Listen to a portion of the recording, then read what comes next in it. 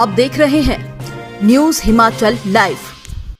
नमस्कार, स्वागत है आपका फटाफट खबरों में। आज का बुलेटिन आप देख रहे हैं सोनल ठाकुर के साथ। हिमाचल प्रदेश के डीजीपी से मिले पूर्व उपाध्यक्ष होशियार सिंह ठाकुर। पंजाब और हिमाचल सीमा पर चंगर क्षेत्र में जमकर हो रहे चिट्टे के कारोबार और हमारे युवा छोटे छोटे बच्चे इसकी गिरफ्त में पड़ते जा रहे हैं। इस मुद्दे को लेकर जिला परिषद के पूर्व उपाध्यक्ष होशियार सिंह ठाकुर हिमाचल प्रदेश के डीजीपी अतुल वर्मा से मिले। इस दौरान उन्होंने नशे के कारोबार पर नुकेल कसने की गुजारिश की। होशियार सिंह ठाकुर ने कहा कि इसके लिए हिमाचल प्रदेश सरकार कड़े कदम उठाए। इसके लिए उन्होंने हिमाचल के मुख्यमंत्री से भी बात की थी और चीफ सेक्रेटरी से भी वार्तालाप की। इसमें क्या कदम उठाए जा सकते हैं? पूर्व उपाध्यक्ष जिला परिषद बिलासपुर।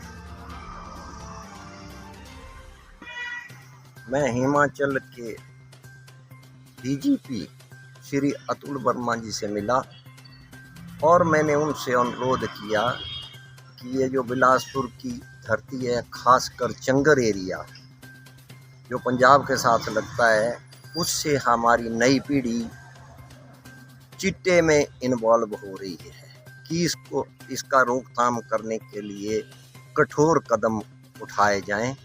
तो उन्होंने मेरे से पूछा कि क्या हो सकते हैं। मैंने कहा कि हमने हिमाचल के मुख्यमंत्री से भी एक बार बात की थी और इसी तरह चीफ सेक्रेटरी महोदय से भी बात की थी कि इसके लिए क्या कदम उठाए जाएं। तो हमने कहा था कि इसमें कानून में संशोधन किया जाए कि जो नए बच्चे चिट्टे में बड़े बड़े मगरमच्छ उनको इन्वॉल्व करते हैं, उनको जेलों में डाल के उनके माता पिता के पास सुपुर्द किया जाए और इसको राष्ट्रीय आपदा डिक्लेयर करके उनको ट्रीटमेंट किया जाए, रिहेबिलिटेशन सेंटरों में भेजा जाए और जो बड़े बड़े मगरमच्छ हैं, जो चिट्टे के थोक के सप्लायर हैं, उनकी प्रॉपर्टी को कुर्क किया जाए और जेलों में डाला जाए। और इसमें पंचायतों को,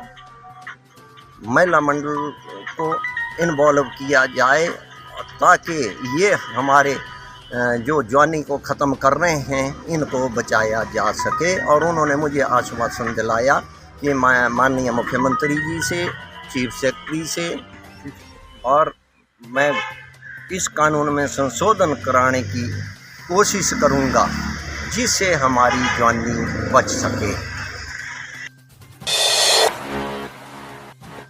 18 से 21 दिसंबर तक चलने वाले 14वीं विधानसभा के 7वें सत्र को लेकर धर्मशाला के तपोवन में तैयारियां मुकम्मल हो चुकी हैं। आज इसी सिलसिले में प्रेस वार्ता करते हुए विधानसभा अध्यक्ष कुलदीप सिंह पठानिया ने कहा कि इस बार जहां 4 बैठकें इस परिसर में आयोजित होंगी, वहीं इन 4 दिनों में एक प्राइवेट डे का भी आयोजन किया जाएगा।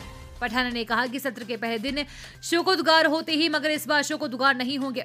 ईश्वर की कृपा से मानसून सत्र तथा इस सत्र के बीच अभी तक कोई भी अप्रिय घटना नहीं हुई है।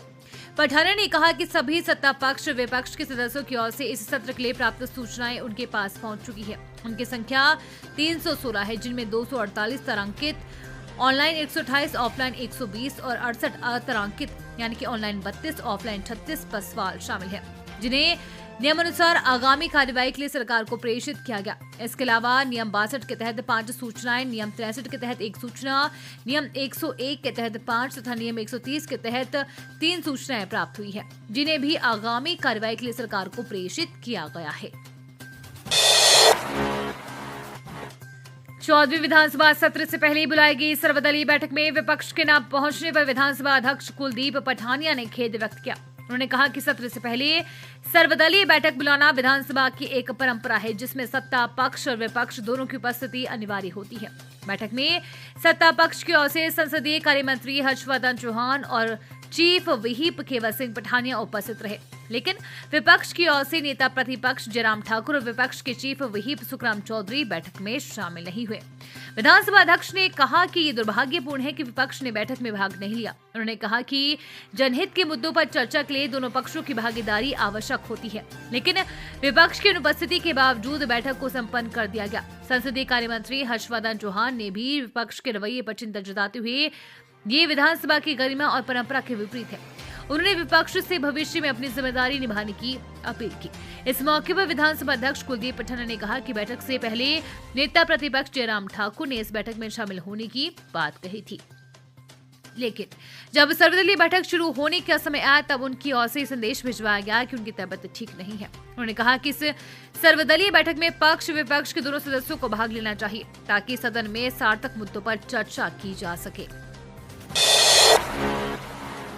सीएम सुख बोले, हिमाचल में सेब बागवानी के लिए 500 करोड़ रुपए की योजना बनेगी। हिमाचल प्रदेश में बागवानी विकास के लिए प्रदेश सरकार उच्च घनत्व पौधारोपण को बढ़ावा देगी। प्रदेश सरकार ने HDP 2 परियोजना लागू करने का फैसला लिया है। HDP 2 परियोजना के वित्त पोषण के लिए सरकार विश्व बैंक को प्रस्ताव भेजेगी। सोमवार को बागवानी विभाग की समीक्षा बैठक के दौरान ये फैसला लिया गया। ठंड और कमजोरी से गई गौवंश की जान, पोस्टमार्टम रिपोर्ट में खुलासा, मृत मिले थे इतने गौवंश। हिमाचल प्रदेश के जिला ऊना में ठंड और कमजोरी की वजह से ही 7 गौवंश की मौत हुई थी। इसका खुलासा पोस्टमार्टम रिपोर्ट में हुआ है। बता दें कि कैंट गांव में सनांश गर्ग फाउंडेशन की गौशाला में गौवंश की मौत होने और बेहद गंभीर हालत में होने का मामला प्रमुखता से उठाया था। ट्रैक्टर खाई में गिरने से नेपाली मूल के व्यक्ति की मौत। थाना क्षेत्र बैजनाथ के तहत संसाल थाती निर्माणाधीन मार्ग पर एक ट्रैक्टर गहरी खाई में गिरने से नेपाली मूल के दीपेंद्र तमांग पुत्र चिरकोट की मृत्यु हो गई है। थाना प्रभारी बैजनाथ मनीष कुमार ने बताया कि बीती रात उक्त व्यक्ति ट्रैक्टर लेकर संसाल की तरफ आ रहा था कि 600 फुट गहरी खाई में गिर गया। हालांकि अभी तक ये पता नहीं चल पाया है कि दुर्घटना किस वजह से हुई है, लेकिन पुलिस ने मामला दर्ज कर जांच शुरू कर दी है। उक्त व्यक्ति निर्माणाधीन मार्ग पर निर्माण सामग्री लाने व ले जाने का कार्य करता था। धर्मशाला में कल से विधानसभा सत्र, आज शिमला से रवाना होगी सरकार। शिमला से मंगलवार दोपहर को विधानसभा के शीतकालीन सत्र के लिए सरकार धर्मशाला स्थित तपोवन के लिए रवाना होगी। इसके साथ ही सत्र में शामिल होने के लिए सरकार मंगलवार दोपहर को शिमला से रवाना होगी। इस सप्ताह राज्य सचिवालय में प्रशासनिक सचिव नहीं मिलेंगे। कई विभागाध्यक्ष भी सत्र में शामिल होंगे। इससे कम स्तर के अधिकारी हालांकि राजधानी में ही रहेंगे। ये अधिकारी अपने विभागों से संबंधित सूचनाओं को ऑनलाइन माध्यम से ही उच्च अधिकारियों को भेजेंगे। हिमाचल प्रदेश हाईकोर्ट ने पाया गौशाला बनाने के लिए न कोई DPR न कोई रिकॉर्ड सरकार के पास है। हिमाचल प्रदेश हाईकोर्ट ने सोमवार को पशुओं की गंभीर हालत पर संज्ञान लेते हुए कहा कि गौसदनों के नाम पर करोड़ों रुपए का बजट देने के बाद पशुओं की स्थिति चिंताजनक बनी हुई है। एम्स बिलासपुर में दूसरा सफल किडनी प्रत्यारोपण, कुल्लू के युवक को मिली नई जिंदगी। एम्स बिलासपुर ने मात्र 2 माह में दूसरी सफल किडनी प्रत्यारोपण सर्जरी कर एक और मरीज को नई जिंदगी दी। इस सर्जरी के बाद मरीज की सेहत में सुधार हुआ है।